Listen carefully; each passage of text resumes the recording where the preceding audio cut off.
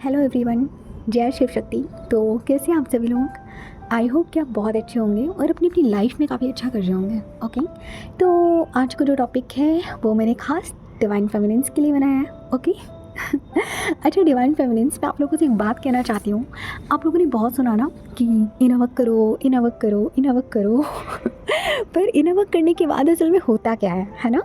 हम inner work तो कर लेते हैं, उसके बाद क्या, है ना? उसके बाद जल्दी से कोई इस बारे में बात नहीं करता, है ना? क्योंकि जब मैं आप लोगों की स्टेज में थी तो मैं भी ऐसी वीडियोस ढूंढती रहती थी, पर मुझे बहुत रेयर ही वीडियोस इस टॉपिक में मिले हैं और उसमें भी मुझे इतनी इन्फॉर्मेशन नहीं मिल पाई। तो चलिए आज इसी बारे में बात करने वाले हैं। अच्छा ठीक है, चलिए मान लीजिए आपका इनर वर्क हो चुका है। ओके, वैसे इनर वर्क ख़त्म तो कभी नहीं होता गाइस, वो आपको लाइफ टाइम करना होता है। लेकिन एक टाइम आता है ना जब इनर वर्क करते करते करते करते करते करते आप अपने काफ़ी सारे ब्लॉकेजेस को आप दूर कर लेते हो, है ना? तो हम उसी टाइम की बात करने वाले हैं।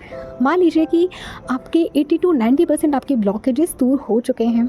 अब आप में कौन से चेंजेस आएंगे, आपके साथ क्या मिरेकल्स होंगे, है ना? आप लोगों ने कभी सुना है कि जब हम इनर वर्क कर रहे होते हैं, जब हम एक डिस्टॉर्टेड फॉर्म में होते हैं और जब हम एक अवेकन डिवाइन फेमिनिन बन जाते हैं, तो उन दोनों चीज़ों में डिफरेंस क्या होता है ना?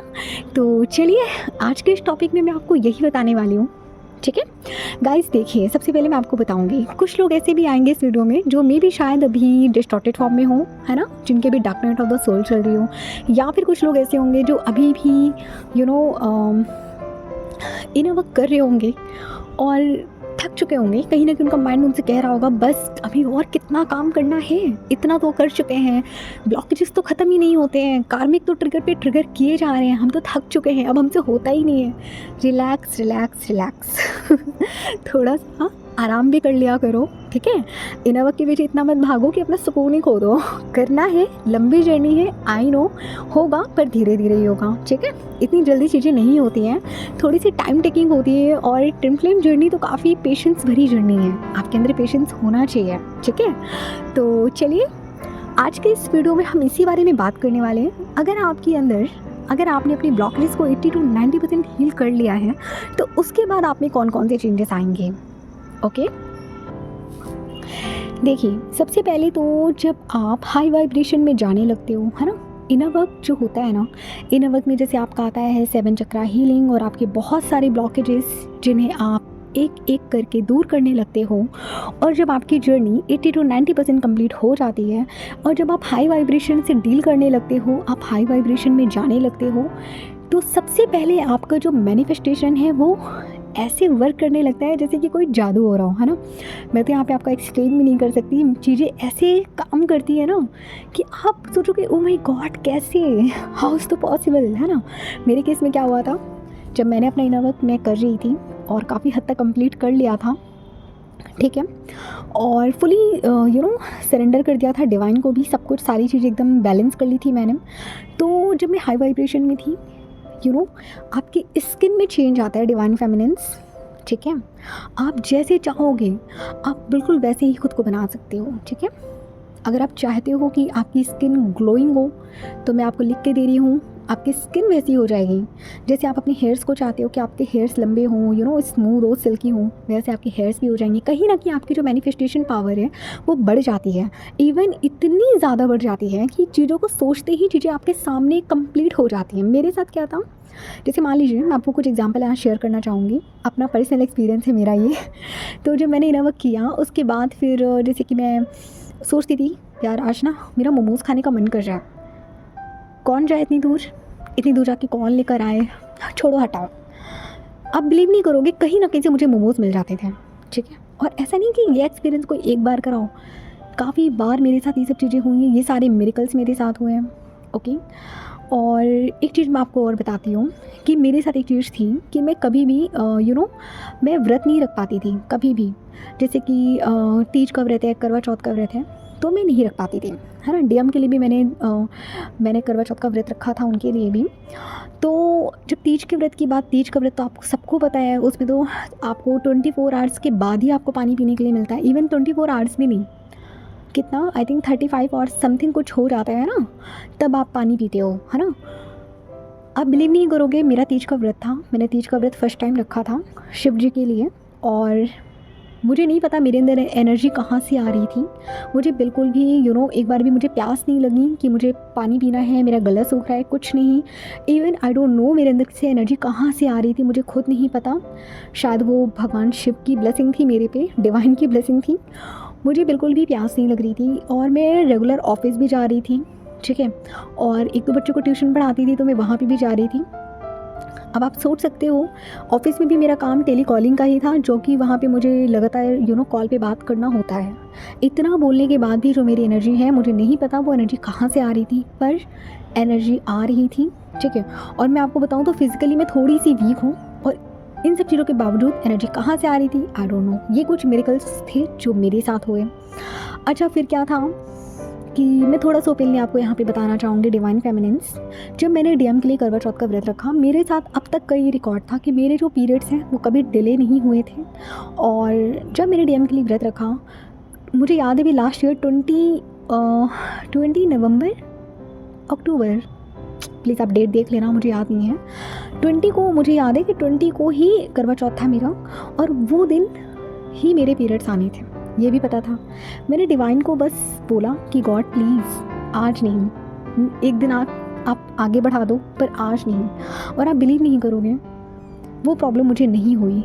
आई डोंट नो इतने मिरेकल्स कैसे हो रहे थे, मुझे खुद भी नहीं पता। मेरे रुके हुए सारे काम बनने लगे थे, मेरी स्किन ग्लो करने लगी थी, और मेरी मेरी जो स्किन है वो थोड़ी सी डल थी। बहुत पहले की बात बता रही हूँ आपको, लेकिन जब मुझे पता चला कि ऐसे ऐसे मैनिफेस्ट करते हैं, तब थोड़ा बहुत वर्क किया, बहुत ज़्यादा वर्क नहीं किया, लेकिन उस टाइम मेरी स्किन में एक अलग ही ग्लो आने लगा, ठीक है। मेरी हेल्थ इंप्रूव होने लगी, ओके। मनी से रिलेटेड मेरे सारे ब्लॉकेजेस दूर होने लगे। तो डिवाइन फेमिनिन्स, एक तो आपको अपने अराउंड आपकी जितनी भी चीज़ें हैं, यहाँ पे आपको बैलेंस देखने को मिलेगा, ठीक है। आप जो चाहोगे यूनिवर्स कहीं ना कहीं से आपको वो चीज़ ला कर दे देंगे, ओके। सेकंड, अगर मैं बात करूँ तो मेरी फैमिली में भी कई बार ऐसा होता था कि मेरे पापा जो हैं, वो मेरे जो फादर हैं, वो मुझे कहीं ना किसी बात को लेकर ट्रिगर कर देते थे कि तुम ध्यान नहीं देती, तुम ऐसी हो, तुम वैसी हो। और उनकी बातें गलत नहीं थी एक्चुअल में, क्योंकि मेरे अंदर वो कमी थी, तो वो मुझे ट्रिगर कर देते थे, तो मैं ट्रिगर हो जाती थी। उसके बाद मैंने क्या देखा कि मुझे मेरे फादर का फुल सपोर्ट मिलने लगा, है ना। जब मैंने अपने अंदर की मैस्कुलिन एनर्जी को जागृत किया, है ना, उसको बैलेंस किया, तो मेरे फादर एंड मेरे ब्रदर, मेरा जो भाई है, वो जो अभी तक इतना ज़्यादा मैस्कुलिन एनर्जी से ऑपरेट करता था, वो कहीं ना कहीं उसका जो बिहेवियर है वो मेरे लिए चेंज हो गया, ठीक है। और अभी का तो सीन ऐसा है कि अभी अपना सोल पर्पस भी कर रही हूँ ना, तो कई बार ऐसा होता है कि जैसे मैं कोर्ट जाती हूँ या कहीं जाती हूँ, अगर मैंने कहीं कुछ गलत होता देख लिया और मेरी गलत के ख़िलाफ़ अगर मैंने आवाज़ उठाई, ठीक है, और फिर घर आके मैंने अपने पापा को बताया कि पापा बाहर गई थी, लोगों को मैंने डांट दिया, चिल्ला दिया, पुलिस वाला थोड़ा केस हो गया है, ये वो चीज़ों को मैंने हैंडल कर लिया। मेरी मम्मा तो एक बार की मुझे डांट देती हैं कि तुम क्या करती रहती हो, जहाँ जाती हो वहाँ लड़के आ जाती हो, तुमसे अगर दो लोग आपस में लड़ाई झगड़ा कर रहे हैं, किसी के साथ कुछ गलत हो रहा है, तो तुम्हें क्यों वहाँ बीच में कूदना है, क्यों तुम्हें कुछ बोलना है। लेकिन डिवाइन फेमिनिन्स, आप इस बात को समझ रहे होगे कि हम चूज़न में क्यों कह जाते हैं, इसीलिए क्योंकि हम कहीं कुछ गलत देख ही नहीं सकते, है ना। तो क्या हुआ कि वहाँ मेरे फादर ने मुझे फुल सपोर्ट किया कि नहीं बेटा तुम जाओ, तुम करो, मैं तुम्हारे साथ हूँ। और ये चीज़ मुझे इतनी अच्छी लगी कि आई मीन वाओ, है ना। अभी तक मेरे पापा जो कि मुझे ट्रिगर कर देते थे, अभी उनसे मेरा टच वुड मेरा इतना अच्छा उनसे कनेक्शन है कि मैं क्या बताऊँ आपको। मेरा भाई वो मुझसे रेसिपीज सीखता है। अभी क्या हुआ, हम घर आए थे होली पे, मैं समोसे बना रही थी, तो अच्छा कुकिंग मैं अच्छी कर लेती हूँ, तारीफ़ नहीं कर रही खुद की, बता रही हूँ मैं कुकिंग अच्छी कर लेती हूँ। तो मैं समोसे बना रही थी, तो वो लिटरली मेरे पास आया, उसने कहा यार मुझे भी सिखाओ कैसे बनाते हैं। तो कहीं ना कहीं मेरे भाई पे एक फेमिनिन एनर्जी एक्टिवेट हो चुकी है, क्योंकि मेरा भाई अभी तक एक मैस्कुलिन एनर्जी से ऑपरेट करता था, किचन में वो घुसता तक नहीं था। अभी क्या है, अभी वो प्रॉपर मेरे लिए जूस वगैरह भी बना कर लाता है, ठीक है, कभी कभी चाय भी बना देता है, कभी कभी बर्तन भी साफ़ कर देता है, कभी कभी मेरे लिए खाना भी बना देता है, ओके। तो जब आपके अंदर की मैस्कुलिन एनर्जी एक्टिवेट होती है, तो आपके अराउंड जितने भी लोग होते हैं वो कहीं ना कहीं आपको अप्रिशिएट करने लगते हैं, ठीक है। अच्छा, एक चीज़ और होती है, अभी मेरे हॉस्टल में ही जैसे मुझे फेस रीडिंग आती है, ओके, मैं लोगों के बारे में देख कर बता देती हूँ कि कौन इंसान कैसा है, और ये मैंने कहीं से सीखा नहीं है, ये डिवाइन गिफ्ट है मेरे लिए, ठीक है। डिवाइन ने ये गिफ्ट मुझे दिया है, और आई एम वेरी हैप्पी कि मतलब ये जो गिफ्ट है, क्योंकि डिवाइन हम सबको कुछ ना कुछ गिफ्ट देते हैं, है ना। ये स्पिरिचुअल गिफ्ट होते हैं जो डिवाइन हमें खुद देते हैं। तो मेरे अंदर ये चीज़ है। तो अभी मेरे जो फ्रेंड्स हैं वो आते हैं, उन्हें पता है कि मतलब मैं फेस रीडिंग करती हूँ और एकदम एक्यूरेट करती हूँ, क्योंकि मुझे कई लोगों ने मतलब बोला भी कि यार जो तुम फेस रीडिंग करती हो काफ़ी एक्यूरेट करती हो, प्लीज़ बताओ कि इस बंदे से जो मैं डील कर रही हूँ क्या ये मेरे लिए ठीक है। और अगर मैंने उनको बताया कि नहीं यार मुझे तो नहीं लग रहा कि ठीक है, कुछ टाइम बाद उन्हें वो जब रियलिटी सामने आती है तो वो थोड़ा शॉक्ड हो जाते हैं कि यार कैसे इतना एक्यूरेट फेस रीडिंग तुम कैसे कर लेती हो। मैंने कहा अब मैं क्या बताऊँ, ये तो डिवाइन की ब्लेसिंग है मेरे पे, है ना। तो लोग आपसे सलाह लेने आते हैं, इवन वो आपसे पूछने आते हैं। अभी भी मेरे पास ना लोग आते हैं, मुझसे पूछते हैं कि यार बताओ अब हमें आगे क्या करना है, मैं अपनी स्किल्स को इम्प्रूव कैसे करूँ, मेरी हेल्प करूँ, मेरे रिलेशनशिप में ये प्रॉब्लम है, मुझे बताओ मुझे यहाँ पे क्या करना है। तो अभी तक क्या था, जब आप डिस्टॉर्टेड फॉर्म में थे आप लोगों के पास जा रहे थे हेल्प लेने के लिए। अब क्या है कि अब लोग आपके पास आते हैं हेल्प लेने के लिए, वो आपसे सलाह लेने के लिए आते हैं, ठीक है। तो ऐसी बहुत सी चीज़ें, मैं आपको क्या क्या बताऊँ बताऊँगी तो शायद ये वीडियो भी कम पड़ जाएगा, लेकिन और भी बहुत सी चीज़ें हैं गाइस, ठीक है। एक चीज़ और होती है, अच्छा एक चीज़ जो बहुत इंपॉर्टेंट है मैं आपको और बताती हूँ। जब आप हाई वाइब्रेशन में होते हो, ठीक है, आपकी तरफ इतनी मेल अटेंशन आती है, डिवाइन फेमिनिन्स की मैं बात कर रही हूँ, इतनी मेल अटेंशन आपको मिलती है कि आप सोचते हो क्यों क्यों क्यों क्यों, मतलब मुझे नहीं चाहिए, और आए जा रहे हैं लोग, आए जा रहे हैं। अभी तक अच्छा मेरे में क्या होता था, मुझे कभी अच्छे लोगों का रिक्वेस्ट नहीं आता था, ठीक है, ऐसे ही मतलब ऐसे ही लड़कों का रिक्वेस्ट आता था। मैं किसी को जज नहीं करी पर्सनली, बस बता रही हूँ। तो अभी क्या सीन है, मेरे पास मेरे फेसबुक में, मेरे इंस्टाग्राम पे इतने अच्छे अच्छे लड़कों की रिक्वेस्ट आती है। कोई IAS है, कोई IPS है ना, सब अच्छी अच्छी जॉब प्रोफाइल पे हैं, है ना। तो इतने अच्छे अच्छे लोग आपको आपको प्रपोजल दिए हैं। ये सिर्फ एक डिवाइन गिफ्ट भी होता है आपके लिए, और कहीं ना कहीं डिवाइन टेस्ट भी होता है। डिवाइन ये भी देखना चाहते हैं कि लो मैंने तुम्हारे सामने इतने अच्छे लड़के को ला के रख दिया, अब तुम बताओ क्या तुम्हें अभी भी अपना DM चाहिए। तो अगर और मैंने आपको स्टार्टिंग में अपनी प्रीवियस वीडियो में भी मैंने आपको बोला कि कितना भी अच्छा लड़का हो, IAS PCS कुछ भी हो, डिवाइन फेमिनिन्स को सिर्फ टॉलरेट उसका डिवाइन मस्कुलिन ही कर सकता है, और इस दुनिया में और कोई नहीं। तो ये रीज़न है कि मैंने सिर्फ अपने डिवाइन मस्कुलिन का ही वेट किया, है ना। कितने ही अच्छे लोग आए, कितने अच्छे रिश्ते आए, मैंने सब मना कर दिया। तो कहीं ना कहीं जब आप हाई वाइब्रेशन में होते हो ना, तो लोग आपसे बहुत ज़्यादा अट्रैक्ट फील करते हैं। ओके, आपको बहुत सारे मैरिज के प्रपोजल्स मिलते हैं, जो कि मेरे साथ भी हुए। अभी भी जैसे कि मान लीजिए कि मैं अपनी मदर के साथ किसी शादी या फंक्शन में जाती हूँ, तो वहाँ पे कोई ना कोई आता है और बोल देता है कि हमें आपकी बेटी से अपने बेटे का रिश्ता करवाना है। तो मम्मा फिर मुझसे पूछती हैं, तो मैं सीधे मना कर देती हूँ, क्योंकि मुझे पता है कि मेरा पार्टनर कौन है तो उसका यही रीज़न है। अच्छा, और भी बहुत सारे मिरेकल्स होते हैं आपके साथ। एक चीज़ और होती है कि आप एकदम फियरलेस हो जाते हो, आपको नहीं समझ में आएगा। अभी तक अगर आपको स्टेज फियर था, आप स्टेज में जाके बोल नहीं सकते थे, आपको नहीं समझ में आएगा कि आपके अंदर इतना कॉन्फिडेंस कहाँ से आ गया, है ना। अभी मेरे साथ क्या है कि पहले मेरे साथ ये सीन था कि मैं जब डिस्टॉर्टेड फॉर्म में थी, मैं 10 लोगों के सामने भी खड़े होकर नहीं बोल सकती थी। अभी रिसेंट में क्या हुआ, जो हॉस्पिटल वाला केस मेरे साथ हुआ था, वहाँ पर लगभग 200 से 250 लोग थे, और जिनके सामने मैंने पुलिस वालों से अकेले बात की। मैंने वहाँ अकेले फ़ाइट किया इतने लोगों के बीच में, और जब मैंने फ़ाइट करना स्टार्ट किया तब उन लोगों ने मेरा सपोर्ट भी किया।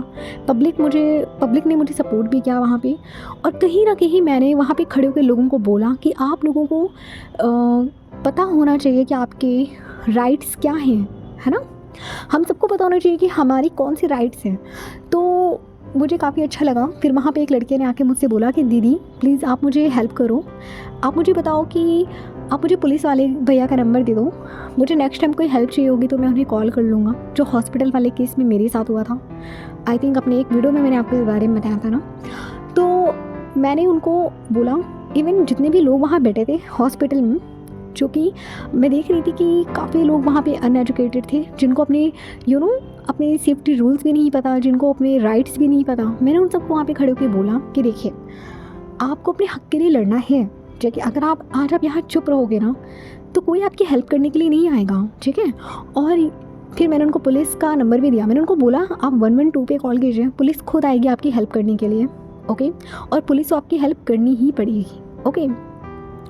तो डिवाइन फेमिनिन्स, आप एकदम फियरलेस, इसको बताने का मेरा मोटिव ये है कि आप एकदम फियरलेस हो जाते हो, आपको डर नहीं लगता, आपके अंदर से सारा डर ख़त्म हो जाता है, ठीक है। अभी जब मैं घर आई, जब मैंने घर पे अपनी फैमिली को इस बारे में बताया कि आज मैं हॉस्पिटल में एक अंकल थे, उनके लिए फ़ाइट लेकर आई हूँ, मैं उनके लिए लड़ाई करके आई हूँ, घर पे जब मैंने बताया तो मेरे फादर ने कहीं ना कहीं मुझे अप्रिशिएट किया, सपोर्ट किया कि नहीं बेटा तुम आगे बढ़ो, तुम ऐसे करती रहो, हम तुम्हारे साथ हैं, ये वो। मेरे फादर ने ऑलवेज़ मुझे सपोर्ट किया, ठीक है। पहले कभी कभी ट्रिगर कर देते थे, पर अभी उनका सपोर्ट मेरे साथ है। बट मेरे भाई ने मुझे बोला कि यार तुम जानती हो कि आजकल कितने इशूज़ हो रहे हैं, है ना, लोग मर्डर कर देते हैं, ये वो, तुम अगर ऐसी हरकतें करती रहोगी कहीं तुम्हारे साथ भी ऐसा कुछ ना हो जाए। तो मुझे तब भी डर नहीं लगा। मैंने कहा यार मरना तो एक दिन सबको है, अगर कुछ होना होगा तो हो ही जाएगा। क्यों मैंने इतने कॉन्फिडेंस से क्यों बोला? क्योंकि मुझे पता है कि मेरे सर पे डिवाइन का हाथ है और डिवाइन की जर्नी है, तो डिवाइन मुझे कभी कुछ होने ही नहीं देंगे, है ना। तो हम इसी काम के लिए इस अर्थ पे आए हैं, ठीक है। जब डिवाइन फेमिनिन, जब आप अपना सोल पर्पस करना स्टार्ट करते हो ना, सीरियसली आप कंप्लीट डिवाइन फेमिनिन बन चुके होते हो, तभी डिवाइन आपको रेडी कर रहे होते हैं आपका सोल पर्पस करवाने के लिए, ठीक है। अच्छा, एक चीज़ और है, इस स्टेज पर आके आपको अपने डीएम का डीएम की आपकी कोई नीड नहीं होती है। आप कहीं ना कहीं माइंड में बोलते हो अरे यार डीएम को आना होगा तो आएगा, नहीं आना होगा तो नहीं आएगा। क्यों? क्योंकि जब आप डिस्टॉर्टेड फॉर्म में होते हो तब आपको सिर्फ अपना डीएम ही दिख रहा होता है। लेकिन इस स्टेज पर आने के बाद आप डीएम को चेज़ नहीं करोगे, ठीक है। आप सरेंडर कर दोगे कि ठीक है डिवाइन टाइमिंग आएगी, डीएम को आना होगा तो वो आ जाएगा, मैं अपना काम स्टार्ट कर रही हूँ बिना देरी किए, ठीक है। तो ये सारी चीज़ें होती हैं। डिवाइन पे आपको काफ़ी फेथ भी होता है, आपको सबसे ज़्यादा आपको बिलीव डिवाइन पे ही होता है। उसके बाद एक चीज़ और होती है कि पहले के जैसे कि मान लीजिए कि पहले आपको अकेले रहने से डर लगता था, या आप अपनी पर्सनल प्रॉब्लम आप लोगों से शेयर करते थे। अभी सीन क्या होगा, आपको किसी की ज़रूरत नहीं होगी अपनी प्रॉब्लम्स को शेयर करने के लिए। हाँ बेशक आप जो पर्सनल प्रॉब्लम है उनको छोड़ के आप अदर चीज़ों के बारे में आप लोगों से डिस्कस करोगे, लेकिन आपकी जो भी पर्सनल प्रॉब्लम्स है उनके लिए आप किसी इंसान को नहीं ढूंढोगे कि कोई आए तो मैं उसको शेयर करूँ, ठीक है। तो आप खुद ये ट्रांसफॉर्मेशन अपने अंदर देखोगे, ओके।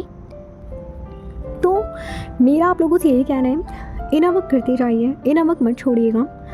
धीरे धीरे आप खुद में चेंजेस देखोगे और आपको इसका रिजल्ट भी देखने के लिए मिलेगा, ओके। आपकी मैनिफेस्टेशन इतनी ज़्यादा स्ट्रॉन्ग हो जाएगी ना, आप जो चीज़ें सोचोगे ना वो चीज़ें आपके सामने आ जाएंगी। कैसे आएंगी? वो डिवाइन का प्लान है, वो डिवाइन के हाथ में है। सारी चीज़ें आप मैनिफेस्ट कर लेते हो। क्या बताऊँ, रोज़ ट्राई करती हूँ कि छोटे से वीडियो में सारी चीज़ें कवर अप कर दूँ, पर वीडियो लंबा हो जाता है ना। चलिए, अगर आप लोगों की डिमांड होगी ना तो मैं इस पर कभी नेक्स्ट वीडियो भी बना दूँगी, लेकिन फ़िलहाल आज के लिए सिर्फ इतना ही, क्योंकि वीडियो काफ़ी लंबा हो रहा है ना, हमेशा की तरह। तो चलिए, आई होप कि मेरी इस वीडियो से आपको थोड़ी क्लैरिटी मिल पाई हो कि आफ्टर इनर वर्क जब आप एक कंप्लीट डिवाइन फेमिनिन बनते हो आपको कौन कौन सी पावर्स मिल जाती है, ठीक है। आप खुद में एक पावर फील करते हो।